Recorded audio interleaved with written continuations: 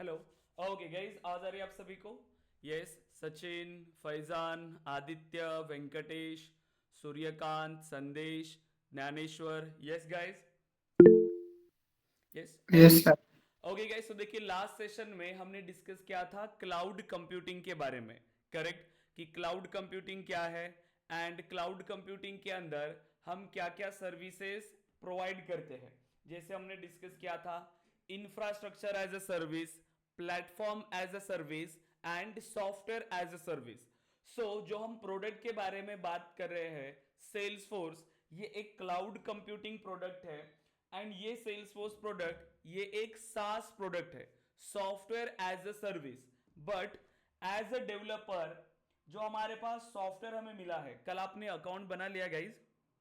Salesforce का account create कर लिया सभी ने? कल आपको अकाउंट क्रिएट करने के लिए कहा था सेल्सफोर्स का ऑर्ग। यस। ओके। अब देखिए सेल्सफोर्स के अंदर अब हमारे पास एक कंप्लीटली लाइव एक software as a service available है। करेक्ट। बट इस ऑर्ग के अंदर हमारे पास कोई भी इंप्लीमेंटेशन नहीं है। अब सेल्सफोर्स ने क्या किया, जो बिजनेस की एक्चुअल रिक्वायरमेंट होती है, जो कॉमन रिक्वायरमेंट है, वो ऑलरेडी इसके अंदर इंप्लीमेंट करके रखा हुआ है। और एज अ डेवलपर हम उन सभी टूल्स को कॉन्फ़िगर करते हैं as per the business requirement. ठीक है। सो जो भी हमें क्लाइंट से रिक्वायरमेंट आएगी, उस रिक्वायरमेंट के बेस पे हम इस एप्लीकेशन के अंदर कॉन्फ़िगरेशन एंड कस्टमाइजेशन परफॉर्म करते हैं। करेक्ट। अब दो ही चीजें हैं सेल्सफोर्स के अंदर, configuration, so configuration and customization. Right. अब यही हमें परफॉर्म करना है। जो भी क्लाइंट की रिक्वायरमेंट आएगी, उस क्लाइंट की रिक्वायरमेंट के हिसाब से हम यहां पर इसे इंप्लीमेंट करते हैं। अब देखिए, अगर हम कोई भी सॉफ्टवेयर के बारे में बात करें, ठीक है, कोई भी सॉफ्टवेयर हो, उस सॉफ्टवेयर को डेवलप करने के लिए हमें एक उसका आर्किटेक्चर फॉलो करना होता है। ठीक है। सॉफ्टवेयर का आर्किटेक्चर होता है, एक पैटर्न होता है जिसे हमें डिजाइन करना है। सो हर सॉफ्टवेयर के अंदर मेनली सॉफ्टवेयर डेवलपमेंट में हमें 3 लेयर्स पे काम करना होता है, ओनली 3 लेयर्स, जिसको अगेन हम कहते हैं एमवीसी मॉडल। MVC model. ठीक है, एमवीसी पैटर्न या एमवीसी मॉडल। अब जिसके अंदर हमारे पास 3 लेयर्स होती है। अब कैसी लेयर्स है ये देखिए। सो फर्स्ट, ऐसे 3 लेयर्स हमारे पास है, हमें तीनों लेयर्स पे काम करना होता है एप्लीकेशन डेवलपमेंट में। सबसे पहली लेयर जिसमें आप इंप्लीमेंट करते देखिए, जिसको हम कहते हैं front end part, front end, then back end, and third है हमारे पास डेटाबेस। ठीक है। So front end, back end and database, ऐसी 3 लेयर्स है। और हम इन तीनों लेयर्स पे काम करते हैं, front and layer, back and layer and database layer. Right. इसी को अगेन हम और टर्म से भी डिनोट करते हैं। जैसे फ्रंट एंड पार्ट को हम यहां पर कहते हैं यूआई पार्ट। ठीक है, व्यू पार्ट और UI, user interface. Okay. Then जो बैकएंड पार्ट है, बैकएंड को हम कहते हैं कंट्रोलर पार्ट, जिसमें हम अपना लॉजिक इंप्लीमेंट करते हैं। और डेटाबेस को हम कहते हैं मॉडल। सो देखिए, front end, back end, database, और देन हम कह सकते हैं view, then controller and model, model, view, controller. ऐसे मल्टीपल इसमें टर्म्स है। जैसे अगेन कॉलेज में अगर आपने इसको पढ़ा होगा, so presentation layer, then data logic layer, मतलब business logic layer and database layer, ऐसी 3 लेयर्स होती है। मतलब आप चाहे किसी भी टेक्नोलॉजी पे काम करो, आपको इन तीनों लेयर्स पे काम करना होता है, front end, back end and database. Right. आप इन तीनों लेयर्स पे काम करते हैं। अब जब आप इसे इंप्लीमेंट करेंगे, ठीक है, तो हमें तीनों टेक्नोलॉजीज पे काम करना है, front end, back end and database. So क्या मीनिंग होता है front end, back end and database का? अब आप देखिए, जब आप किसी भी एप्लीकेशन पे विजिट करते हो, ठीक है, जैसे आपने किसी एप्लीकेशन पे विजिट किया, सबसे पहले आप उसकी पेज पर जाओगे। वो फर्स्ट पेज होता है आपका यूआई पार्ट। ठीक है, जिसको हम कहते हैं यूजर इंटरफेस और व्यू। मतलब जैसे ही आपने एप्लीकेशन ओपन किया, वो किसी भी टाइप का एप्लीकेशन हो सकता है, चाहे वेब एप्लीकेशन हो, चाहे एंड्रॉयड एप्लीकेशन हो, किसी भी टाइप का, जैसे ही आपने उसे ओपन किया, आपको जो पार्ट आपकी स्क्रीन पे विजिबल है, buttons, then inputs, images, right, then links मिलती है, टेक्स्ट मिलता है, राइट, एनिमेशंस, ये सब आपका यूआई पार्ट है कि आप ये डेटा कैसे विजिबल करना चाहते हो, कैसे आप उस एप्लीकेशन को विजिबल करना चाहते हो। ये सभी पार्ट आता है आपके यूआई के अंदर, जिसको हम कहते हैं यूजर इंटरफेस। ठीक है, अब इस यूजर इंटरफेस में आप क्या क्या इंप्लीमेंट करते हो कि डिजाइनिंग पार्ट हो गया, कि क्लाइंट कैसे इंटरेक्ट करेगा, उसको कितनी अच्छी तरीके से हम डिजाइन कर सकते हैं यूआई पार्ट को।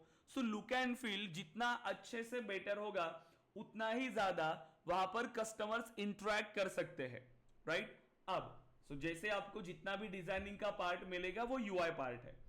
अब जब हम किसी एप्लीकेशन पे विजिट करते हैं, हम उस बटन को क्लिक करेंगे या हम इनपुट प्रोवाइड करेंगे, तो जो आप इनपुट दे रहे हो या आप बटन पे क्लिक कर रहे हो, सो आपके इंटरैक्शन के बेस्ड पे ऑटोमेटिकली कुछ एक्शंस एग्जीक्यूट हो रही है, उस एप्लीकेशन के अंदर कुछ चेंजेस हो रहे हैं, आपको कोई और पेज आपके सामने लोड हो रहा है, या कोई नया डेटा आपके सामने शो हो रहा है, या कुछ कैलकुलेशंस परफॉर्म हो रहे हैं। तो जैसे ही आपने इंटरैक्शन दिया, आपके इंटरैक्शन के बेस पे जो लॉजिक एग्जीक्यूट हो रहा है, जो उस एप्लीकेशन में चेंजेस हो रहे हैं, उसके पीछे का जो लॉजिक लिखा होता है, वो लिखा होता है इस बैकएंड पार्ट के अंदर। ठीक है, बैकएंड, जिसको हम कहते हैं कंट्रोलर, राइट, जिसको हम कहते हैं कंट्रोलर, राइट। अब आपने देखा होगा, जब आप किसी एप्लीकेशन पे विजिट करते हो तो इतना सारा डेटा हमारे पास शो हो रहा है। आप फेसबुक, इंस्टाग्राम, लिंक्डइन, इतने सारे एप्लीकेशंस आप यूज करते हो डेली। अब जो डेटा है कि आपकी प्रोफाइल का डेटा, आपकी इमेजेस, राइट, देन आपकी जो कमेंट्स किया है किसी ने, वो भी शो होता है। इतनी सारी प्रोफाइल्स, डेली इतना सारा डेटा आ रहा है। वो डेटा स्टोर कहां पे हो रहा है? तो वो डेटा स्टोर होता है आपके डेटाबेस में। अब देखो, मतलब हर एप्लीकेशन के अंदर हमें इन तीनों लेयर्स का काम पड़ेगा, front end, back end and database. अब इसका एक सिंपल सा एग्जांपल लेते, देखो, आप जब किसी एप्लीकेशन पे लॉगिन करते हो, आप अभी सेल्सफोर्स पे लॉगिन कर रहे हो, इंस्टाग्राम पे भी आप लॉगिन करते हो, देन आप अगेन लिंक्डइन के लिए लॉगिन करते हो, तो ये एग्जीक्यूट कैसे हो रहा है? जैसे ही आपने अब इस बटन पे क्लिक किया, जैसे फ्रंट एंड पे आप गए, सबसे पहले लॉगिन पेज पे आप गए, तो यहां पर आप उसका यूजर नेम एंड पासवर्ड आप मेंशन करते हो। ठीक है, user name and password. And जैसे आपने लॉगिन बटन पे क्लिक किया, जैसे आप लॉगिन बटन पे क्लिक कर रहे हो, ऑटोमेटिकली कुछ चेंजेस परफॉर्म होंगे आपके एप्लीकेशन के अंदर, राइट। अब ऐसा जरूरी है क्या कि हर बार आपको सेम आउटपुट मिलेगा? यूजर अपने एंड से मल्टीपल इनपुट कर सकता है, राइट। अब वो किस तरीके से इनपुट करेगा, आपको उसी तरीके से कोड लिखना पड़ेगा। Positive and negative test cases हम उसे कहते हैं, कि यूजर कैसे इनपुट कर सकता है, राइट। अब यूजर ने यहां पे क्या किया, जैसे ही लॉगिन बटन पे आपने क्लिक किया, लॉगिन बटन पे क्लिक करने के बाद अगर आपने करेक्ट यूजर नेम और पासवर्ड एंटर किया है, राइट, तो ही आप लॉगिन होंगे। अगर आपने यूजर नेम गलत दिया तो आपको डिफरेंट एरर मिलेगा कि user name does not found, या फिर अगर आपने यूजर नेम करेक्ट दिया बट पासवर्ड गलत है, तो वो आपको एरर देगा इनकरेक्ट पासवर्ड, राइट। मतलब सिस्टम के पास आपकी सभी डिटेल्स है, और जैसे ही आपने लॉगिन बटन पे क्लिक किया तो सिस्टम इसे वेरीफाई कर रहा है कि आपने जो इनपुट दिया है वो प्रॉपरली है या नहीं। मतलब जैसे ही आपने, अब इसके पीछे का लॉजिक क्या होगा, आपने जो यूजर नेम और पासवर्ड इसको दिया, जैसे लॉगिन किया, ये डेटा इसके पास आ गया, बैकएंड के पास।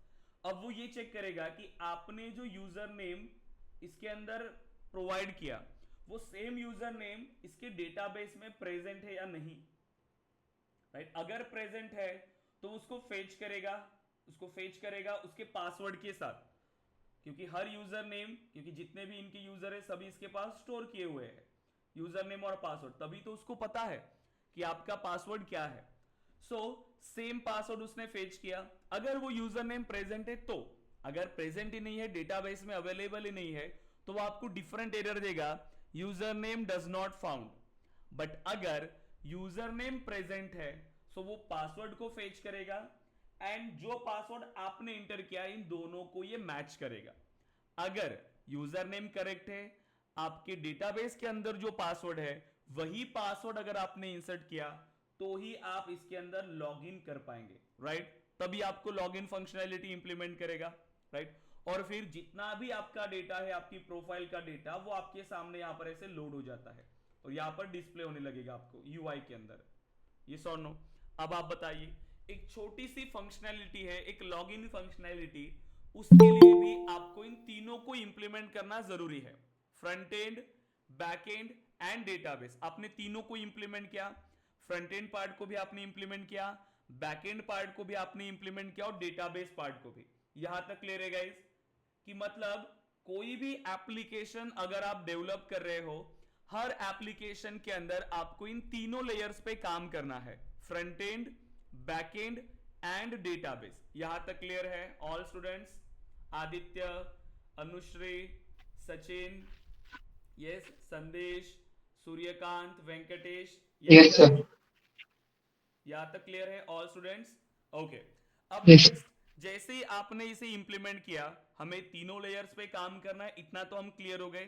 फ्रंट एंड मतलब जैसे आप किसी एप्लीकेशन पे विजिट करते हो, जो भी पार्ट हमें विजिबल होता है, यूआई पार्ट, उसे हम कहते हैं व्यू पार्ट या फिर फ्रंट एंड पार्ट। देन जब हम इंटरैक्ट करते हैं, सो ऑटोमेटिकली उस लॉजिक को जो इंप्लीमेंट करता है, जहां पर लॉजिक लिखा होता है कि यूजर के इंटरैक्शन के बेस्ड पे किस तरीके से लॉजिक एग्जीक्यूट हो, तो वो लॉजिक इंप्लीमेंट किया जाता है बैक एंड पार्ट के अंदर या कंट्रोलर पार्ट के अंदर।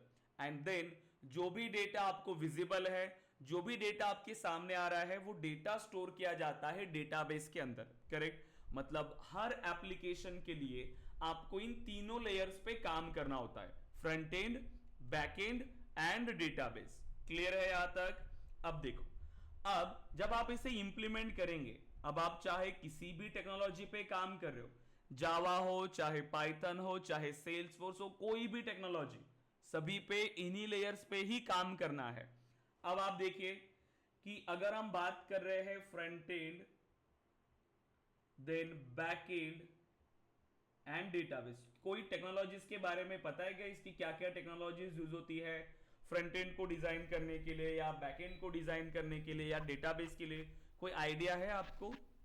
बता सकते हैं कोई? फ्रंट के लिए HTML CSS yes, Java front end, script so front end के लिए HTML, yes, CSS CSS, JavaScript JavaScript. JavaScript के और भी फ्रेमवर्क्स है जैसे Angular, right, React, React right. इनके अलावा बैकएंड में और क्या यूज होता है guys? Java yes, Java Python Java, Python, Node, right, Node JS use होता है, राइट। क्लियर है गाइस? आपको पता है या नहीं? आदित्य, अनुश्री, सचिन, संदेश, वेंकटेश, यस।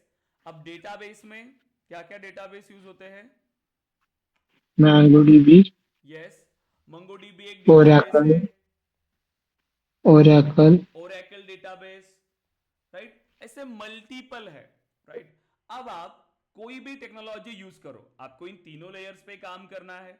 अब अगर हम बात कर रहे हैं सेल्सफोर्स की, सेल्सफोर्स पे भी आप एक एप्लीकेशन अगर डेवलप कर रहे हो, तो आपको भी इन तीनों लेयर्स पे काम करना है, front end, back end and database. लेकिन सेल्सफोर्स में हमारे पास कितने ऑप्शन है एप्लीकेशन को डेवलप करने के लिए? यहां पर हमने दो ऑप्शंस डिस्कस किए, यस और नो? दो admin and correct, admin and development, मतलब कॉन्फ़िगरेशन एंड कस्टमाइजेशन। सो अगर आप कॉन्फ़िगरेशन का यूज करते हो, देखो कॉन्फ़िगरेशन में क्या क्या ऑप्शन है आपके पास एप्लीकेशन को डेवलप करने के लिए। फ्रंट एंड में आपके पास होते हैं, देखिए यूआई कस्टमाइजेशन में मल्टीपल ऑप्शंस है, जिसमें आप क्या कर सकते हो, पेज लेआउट का यूज कर सकते हो, पेज लेआउट्स, आप बटन्स डायरेक्टली सिर्फ पॉइंट एंड क्लिक टूल्स का यूज करके बटन्स बना सकते हो, लिंक्स, टैब्स, एप्स, ऐसे मल्टीपल ऑप्शंस है हमारे पास, जिसमें आपको कोई भी कोडिंग करने की जरूरत नहीं है। अब आते हैं बैकएंड पार्ट की ओर। अगर आपको कोई भी ऑटोमेशन परफॉर्म करना है तो उसके लिए आपको दिया हुआ है automation tools, right. Automation tools का आप यूज करेंगे। इसके अंदर अगेन वैलिडेशन रूल्स है, राइट। सो बिना कोड किए आप इन्हें इंप्लीमेंट कर सकते हो, ठीक है। देन डेटाबेस में ये आप डेटा मॉडलिंग पार्ट का यूज कर सकते हो, रिकॉर्ड को इंसर्ट करना है, अपडेट करना है, ऑब्जेक्ट्स क्रिएट करना है, सब कुछ बिना कोडिंग के आप इसके अंदर इंप्लीमेंट कर सकते हैं। फिर अब जो इसके अंदर पॉसिबल नहीं है, क्लाइंट की और भी रिक्वायरमेंट आ रही है, बहुत सारी चीजें हमें इसके अंदर इंप्लीमेंट करना है, तब आप जाते हो कस्टमाइजेशन पार्ट पे, ठीक है। सब सेकेंड पार्ट पे हम जाते हैं जो है कस्टमाइजेशन। अब कस्टमाइजेशन में भी सेम फ्रंट एंड इंप्लीमेंट करना है, बैक एंड इंप्लीमेंट करना है, डेटाबेस। सो अगर हम बात कर रहे हैं फ्रंट एंड, तो यहां पर भी आप HTML, CSS, जावास्क्रिप्ट, लेकिन ये बहुत बेसिक नॉलेज चाहिए हमें इसके बारे में, बहुत बेसिक। और जावास्क्रिप्ट का ही यहां पर अगेन फ्रेमवर्क यूज होता है, जैसे कि Aura components and lightning web components, इसे हमें इंप्लीमेंट करना होता है।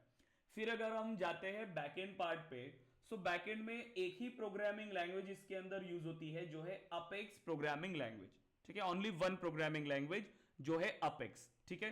देन अगर हम डेटाबेस पे जा रहे हैं, सो डेटाबेस के साथ इंटरैक्ट करने के लिए आपको क्वेरी लैंग्वेजेस पता है, जैसे SQL, वैसे ही सेल्सफोर्स के अंदर आपको यूज करना होता है SOQL और SOSL, ठीक है। SOQL और SOSL। So front end part, back and part and database part.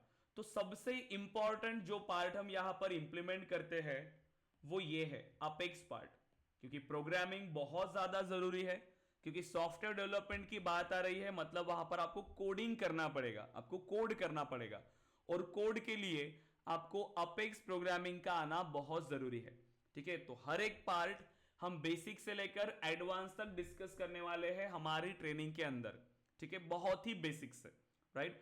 तो सेल्सफोर्स के अंदर भी हमें ये सारी चीजें इंप्लीमेंट करना है, और ये बहुत सिंपल है सेल्सफोर्स, क्योंकि अगर आप दूसरा एप्लीकेशन अगर देखोगे तो तीनों लेयर्स को कनेक्ट करने में भी बहुत टाइम लगता है। फ्रंट एंड आपको अलग करना है, बैक एंड अलग है, डेटाबेस अलग है, तीनों को आपस में कम्युनिकेट करवाना है। बट सेल्सफोर्स में ऐसा नहीं है, ये सिंगल एप्लीकेशन है, एक सिंगल एप्लीकेशन है, आपस में ये कनेक्टेड है, इसी के अंदर आप इंप्लीमेंट करते हो, इसी के अंदर आप पेजेस बनाते हो, फिर उसका बैकएंड भी इंप्लीमेंट करते हो, और डेटाबेस से सेम ही है, राइट। एक सेल्सफोर्स भी एक डेटाबेस है, क्योंकि उसी के अंदर सब कुछ है, राइट। बस आपको टेबल्स क्रिएट करने और डायरेक्टली उसे यूज करना है। तो ये बहुत सिंपल है, बहुत कम टाइम में आप इसको एप्लीकेशन को डिजाइन कर सकते हो सेल्सफोर्स के अंदर, राइट। सो सीखने के लिए भी इजी है, प्लस ये इंटरेस्टिंग है, क्योंकि यहां पर आपको बिजनेस रिक्वायरमेंट्स मिलती है, मतलब बिजनेस कैसे सोचता है, कैसे उनको रिक्वायरमेंट होती है, उस तरीके से ही सोच के आपको इसे इंप्लीमेंट करना होता है। तो ये काफी इंटरेस्टिंग भी है, राइट। तो ये आपको इजी लगेगा इसको इंप्लीमेंट करना और इसको सीखना, ठीक है। सो प्रॉपरली इसे आप इंप्लीमेंट करोगे, जो भी हम क्लास के अंदर डिस्कस कर रहे हैं, ठीक है। अब देखो, तो सभी ने अकाउंट बना लिया है, अब हमें सेल्सफोर्स के अंदर हमारा एक्चुअल इंप्लीमेंटेशन स्टार्ट करना है। तो जैसे हमने 3 लेयर्स के बारे में बताया, front end, back end, database, जो भी हम इंप्लीमेंट करेंगे सेल्सफोर्स के अंदर, ऑलरेडी फ्रंट एंड पार्ट भी इंप्लीमेंट किया हुआ है, बैक एंड फिर आपको डिजाइन करना होता है आपकी रिक्वायरमेंट के हिसाब से, और किसके लिए, आपके डेटा के लिए, कि आपके पास जो डेटा है वो डेटा कैसे एग्जीक्यूट होगा, किस तरीके से वो परफॉर्म होगा, उसी के बेस पे आपको अपना लॉजिक यहां पर इंप्लीमेंट करना होता है सेल्सफोर्स के अंदर, ठीक है। सो कैसे इंप्लीमेंट करेंगे, तो सबसे पहले हम स्टार्ट करते हैं अपने डेटा से, कि डेटा क्या है एंड डेटा को आप कैसे परफॉर्म करते हो, ठीक है। सो देखो, सबसे पहले अब हम स्टार्ट करते हैं हमारा डेटा मॉडलिंग पार्ट सेल्सफोर्स के अंदर, ठीक है, डेटा मॉडलिंग। अब बहुत बेसिक से स्टार्ट करेंगे। डेटाबेस से जाने से पहले हम बात करते हैं डेटा के बारे में, बाद में डेटाबेस में जाएंगे कि डेटाबेस क्या होता है, कैसे ये वर्क करता है, फिर आप इसमें कैसे डेटा को सेटअप कर सकते हो। तो बहुत बेसिक से जाएंगे। सबसे पहले हम बात करते हैं डेटा के बारे में कि डेटा क्या है, व्हाट इज डेटा। बताइए क्या होता है डेटा। डेटा के बारे में बता सकते हो गाइस, क्या होता है डेटा। बाद में डेटाबेस पे जाएंगे। Yes Aditya, Anushree, Sachin, Suryakant. information of candidate or any okay मतलब एनी इंफॉर्मेशन, object कोई भी information, in information yes of students, information of employees, कोई भी डेटा हो सकता है। सो डेटा क्या होता है, एनी इंफॉर्मेशन, एनी इंफॉर्मेशन ये आपका डेटा है। ठीक है, कोई भी इंफॉर्मेशन। अब ये इंफॉर्मेशन किसी भी फॉर्म में हो सकती है। इंफॉर्मेशन टेक्स्ट के फॉर्म में हो सकती है, नंबर के फॉर्म में हो सकती है, पिक्चर्स हो सकते हैं, राइट, ऑडियो वीडियो, ये सभी आपका डेटा है। क्योंकि ये डेटा किसी भी फॉर्म में हो सकता है, ये सब आपका डेटा है। अब हमें इस डेटा को स्टोर करके रखना है। अब क्यों स्टोर करना है, ताकि हम फ्यूचर में इस डेटा को यूज कर पाए। करेक्ट, क्योंकि इतनी बड़ी बड़ी कंपनीज है और वो अपने डेटा को प्रोटेक्ट करके रखती है, डेटा को स्टोर करती है। क्यों, क्योंकि इस डेटा से वो आगे जाके कुछ फ्यूचर में डिसीजंस ले पाए, कुछ एनालिसिस कर पाए उसने बिजनेस का। राइट, सो डेटा सबसे ज्यादा जरूरी है हर बिजनेस के लिए, और डेटा स्टोर करना है। अब ये डेटा स्टोर कहां पे होता है, सो डेटा को हम स्टोर करते हैं डेटाबेस के अंदर। डेटा को कहां स्टोर करते हैं हम लोग, डेटाबेस में।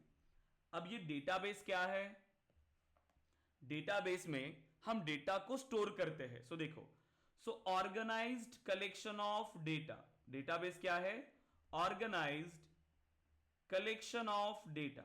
क्योंकि डेटाबेस में जो डेटा स्टोर होता है वो एक ऑर्गेनाइज्ड वे में हम स्टोर करते हैं। राइट, क्योंकि डेटाबेस से पहले जैसे फाइल सिस्टम यूज होता था, फिर कंप्यूटराइज सिस्टम आया, बट उसमें उस डेटा को प्रॉपरली ऑर्गेनाइज्ड वे में स्टोर करना या उसे एक्सेस करना, उसे रिट्रीव करना, ये इजी नहीं था। इसीलिए नया कंसेप्ट आया डेटाबेस का। अब डेटाबेस में आपका जो डेटा है वो ऑर्गेनाइज्ड वे में स्टोर होता है, प्लस आप इस डेटा को इजीली एक्सेस कर सकते हो, मॉडिफाई कर सकते हो, शेयर कर सकते हो। राइट, तो इसीलिए डेटा काफी इंपॉर्टेंट है। और इस डेटाबेस के अंदर जो डेटा स्टोर होता है वो टेबल्स के फॉर्म में स्टोर होता है। मतलब एक डेटाबेस के अंदर आपके पास ऐसे कितने सारे टेबल्स होते हैं। और टेबल्स का मीनिंग क्या है, टेबल्स मतलब ये हमारे टेबल नहीं, टेबल होता है डेटाबेस टेबल्स, जिसमें रोज एंड कॉलम्स होते हैं। राइट, इसीलिए हम डेटाबेस को ये भी कहते हैं कलेक्शन ऑफ टेबल्स। अब टेबल्स मतलब क्या, कि देखो, अगर आपको एक टेबल चाहिए, जैसे स्टूडेंट की इंफॉर्मेशन आपको स्टोर करना है, तो आप ऐसे एक टेबल बनाते हो स्टूडेंट के लिए, जिसमें आप उसकी सभी इंफॉर्मेशन को स्टोर करेंगे कि स्टूडेंट नेम क्या है, स्टूडेंट का ईमेल एड्रेस क्या है, उसका फोन नंबर क्या है, सभी इंफॉर्मेशन। देखो, जैसे कि student name, then phone, email, then इसके बाद जैसे उसका एड्रेस आपको चाहिए, एंड जैसे कोर्स की किस कोर्स को इसने ज्वाइन किया, ऐसे। अब आप सभी इंफॉर्मेशन इसमें स्टोर करेंगे। जैसे Raj, then Kunal, Sahil, Ramesh, right, phone number आप इसका मेंशन करोगे, right, then email address, then उसका कॉल, कोर्स किस कोर्स को ज्वाइन किया। अब ये हो गया कंप्लीट आपका एक टेबल, जिसको हम कहेंगे स्टूडेंट टेबल। ये टेबल आपका रेडी है, स्टूडेंट टेबल। अब टेबल कैसे बन रहा है, रोज एंड कॉलम से। टेबल कैसे बन रहा है, रोज एंड कॉलम से। ठीक है, जैसे अब ये क्या है हमारे पास, जैसे ये राज, कुणाल, साहिल, अगर हम इसको कहें, और ये है अगेन, बताइए, name, phone, email, address, course, इसको क्या कहेंगे आप, ये क्या है, column ये होते हैं हमारे कॉलम्स। राइट, ये क्या है, ये कॉलम्स है। एंड देन राज, कुणाल, साहिल, ये सब क्या है, rows ये है हमारी रोज। राइट, इसको हम कहते हैं रोज। रोज एंड कॉलम्स। सभी टेबल्स के अंदर हमारे पास क्या होते हैं, रोज एंड कॉलम्स होते हैं, राइट, एंड इसे हमें इंप्लीमेंट करना होता है रोज एंड कॉलम्स को। अब यही सेम कंसेप्ट हम डेटाबेस में भी यूज करते हैं। सेम कंसेप्ट मतलब सेल्सफोर्स में आपके पास जो डेटा होता है वो इसी फॉर्म में स्टोर हो रहा है, और डेटाबेस का मतलब क्या है कि ऐसे मल्टीपल टेबल्स उस डेटाबेस में रहेंगे। सो जैसे एक स्टूडेंट टेबल आ गया, देन कोर्स का टेबल, ट्रेनर्स का टेबल, टीचर्स का टेबल, कोर्सेस का टेबल, ऐसे मल्टीपल टेबल्स, उसे हम कहते हैं डेटाबेस, राइट। सो डेटाबेस मतलब कलेक्शन ऑफ टेबल्स, राइट। अब यही सेम फंक्शनैलिटी हम सेल्सफोर्स के अंदर इंप्लीमेंट करते हैं, मतलब सेल्सफोर्स में भी हमें यही पार्ट इंप्लीमेंट करना है, क्योंकि सेल्सफोर्स में भी हम डेटा स्टोर करेंगे, राइट। अब आप देखो, तो सेल्सफोर्स में अगर आप डेटा स्टोर करते हो तो सेम ही कंसेप्ट यूज होता है। जैसे आप डेटाबेस में कह रहे हो, जैसे डेटाबेस में अगर हमें कोई डेटा स्टोर करना है तो उसके लिए आप क्या बनाते हो, टेबल्स, राइट। आप उसके लिए टेबल बनाते हैं। अब टेबल के अंदर क्या होते हैं हमारे पास, कॉलम्स एंड देन रोज। अब यही सेम कंसेप्ट ही आपके सेल्सफोर्स में यूज हो रहा है। अगर हम बात करें इन डेटाबेस मतलब इन सेल्सफोर्स, सेल्सफोर्स में भी आप डेटा को स्टोर कर रहे हो, बट इसके अंदर टर्मिनोलॉजीज डिफरेंट दिया हुआ है। क्या टर्मिनोलॉजीज यूज करते हैं, तो सेल्सफोर्स के अंदर टेबल्स को हम कहते हैं ऑब्जेक्ट, जहां पर हम डेटा को स्टोर करते हैं वो होते हैं हमारे ऑब्जेक्ट, उसको हम क्या कहेंगे, ऑब्जेक्ट। कॉलम्स, अब ऑब्जेक्ट आपने बनाया तो उसमें डेटा स्टोर करने के लिए कॉलम्स बनाने पड़ेंगे, तो सेल्सफोर्स में हम इसे कहते हैं फील्ड्स। सेल्सफोर्स में क्या कहते हैं हम इन्हें, फील्ड्स। एंड जो रोज होते हैं, रोज को हम कहते हैं रिकॉर्ड्स।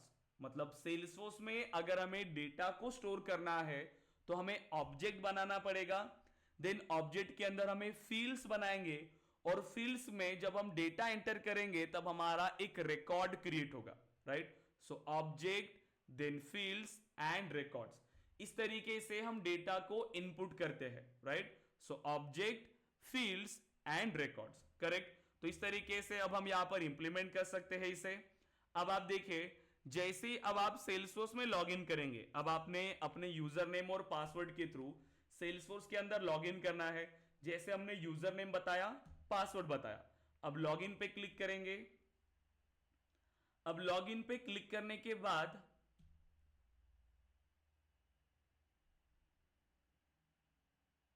ठीक है, अब जैसे आपने लॉगिन पे क्लिक किया, अब आप चेक करिए, तो यहां पर आपको कई सारे ऑब्जेक्ट्स ऑलरेडी अवेलेबल है, क्योंकि मैंने क्या कहा, सेल्सफोर्स ने जो कॉमन रिक्वायरमेंट थी हर बिजनेस की वो ऑलरेडी इसके अंदर इंप्लीमेंट किया है। अब आप अपनी रिक्वायरमेंट के हिसाब से इसे इंप्लीमेंट करो, इसमें चेंजेस करो और यूज करो। जैसे लीड हर बिजनेस की रिक्वायरमेंट है, तो लीड पे आ गए आप। जैसे देखो, जैसे लीड पे क्लिक करेंगे, अब देखिए क्या दिख रहा है, name, title, company, phone, mobile, then email, lead status, ये सब क्या है। इससे पहले बताइए कि लीड को क्या कहेंगे आप सेल्सफोर्स में, इसके अंदर डेटा स्टोर कर रहा है, तो इसको क्या कहेंगे हम ऑब्जेक्ट, सेल्सफोर्स के अंदर, ऑब्जेक्ट। ऑब्जेक्ट कहेंगे। यस, आदित्य, सचिन, क्लियर हो रहा है। तो लीड हमारा ऑब्जेक्ट है। अब इस ऑब्जेक्ट के अंदर आपको डेटा को स्टोर करना है, ठीक है। अब डेटा को स्टोर करने के लिए जैसे आपने न्यू बटन पे क्लिक किया, तो ये सभी फील्ड में हम वैल्यू प्रोवाइड करेंगे। ये सब क्या है, then name, title, company, phone, ये सब क्या है, ऑब्जेक्ट के अंदर क्या होती है, देन फील्ड्स। Fields, right. जैसे आपने न्यू पे क्लिक किया, तो देखिए इन सभी फील्ड्स में आप देखो डेटा प्रोवाइड कर सकते हो, और जैसे आपने डेटा प्रोवाइड करके सेव बटन पे क्लिक किया है, तो इस तरीके से ये आपके रिकॉर्ड्स क्रिएट हो जाएंगे, राइट। सो सेल्सफोर्स में भी इसी तरीके से हमें ऑब्जेक्ट्स बनाने हैं, ऑब्जेक्ट्स के अंदर हमें फील्ड्स क्रिएट करना है, और फील्ड्स में जब हम डेटा एंटर करेंगे तब हमारे रिकॉर्ड्स क्रिएट होते हैं, क्लियर है। तो ये सभी फंक्शनैलिटी अब हम सेल्सफोर्स के अंदर इंप्लीमेंट करना स्टार्ट करेंगे, ठीक है। सो हम सेल्सफोर्स को हम एक्चुअल कल से इंप्लीमेंटेशन स्टार्ट कर देंगे, राइट। सो मुझे बताइए गाइस, यहां तक क्लियर है आप सभी। अभी तक हमने जितना भी पार्ट डिस्कस किया है सेल्सफोर्स के अंदर, यहां तक सभी स्टूडेंट्स क्लियर है, आदित्य, सचिन, सूर्यकांत, यस। सबसे पहले हमने यस सर। सेल्सफोर्स के बारे में डिस्कस किया कि सेल्सफोर्स क्या है, देन हमने डिस्कस किया सीआरएम के बारे में, देन हमने डिस्कस किया cloud computing, right, cloud computing की सर्विसेज क्या है। देन आज हमने डिस्कस किया एमवीसी मॉडल, राइट, जिसके अंदर हमने डेटा क्या होता है, डेटाबेस क्या होता है, इन सभी के बारे में डिस्कस किया, करेक्ट। सो देखिए अब हमारा आज का ये लास्ट डेमोस्ट्रेशन था, तो आज ये फिनिश हो चुका है एंड कल से हमारे रेगुलर क्लासेस शुरू होंगे। बट कल के क्लासेस को अटेंड करने के लिए आप सभी को अपना एडमिशन प्रोसेस कंप्लीट करना है, ठीक है। कुछ स्टूडेंट्स का एडमिशन प्रोसेस ऑलरेडी कंप्लीट हो चुका है और ये बैच हमारी कल से ही स्टार्ट होगी।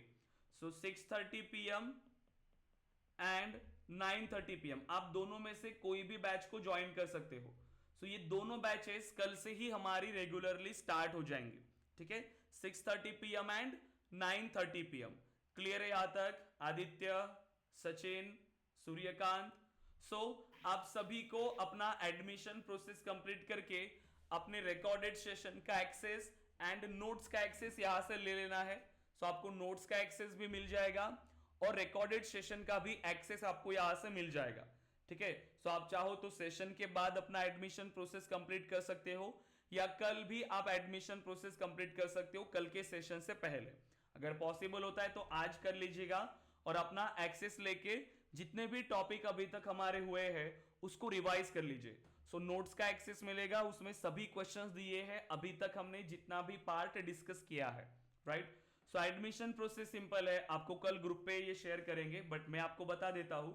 आप ये मेरा ही नंबर है पर्सनल, यहां पर मेरा नाम शो हो जाएगा अनिकेत करके। सो ये यूपीआई आईडी है, या आप चाहो तो ये सेम नंबर पे सिर्फ डायरेक्टली गूगल पे से आप ट्रांसफर कर सकते हो। तो जैसे फीस आपको पता है 20,000 फीस है जो आप इंस्टॉलमेंट्स में भी पे कर सकते हो, ठीक है। सो अभी सिर्फ 5,000 इंस्टॉलमेंट पे करके मतलब फर्स्ट मंथ आप इससे स्टार्ट करेंगे और एवरी मंथ आपको बस इसे कंटिन्यू पे करना है, ठीक है, 4 मंथ्स के लिए और आपका एडमिशन यहां पर कंप्लीट हो जाएगा। क्लियर है गाइज यहां तक? यस, आदित्य, सचिन, सूर्यकांत, क्लियर है ऑल? Yes, sir. यस, कोई क्वेश्चंस है गाइज आपके? Aditya, any questions? यस, बदलिए। हेलो,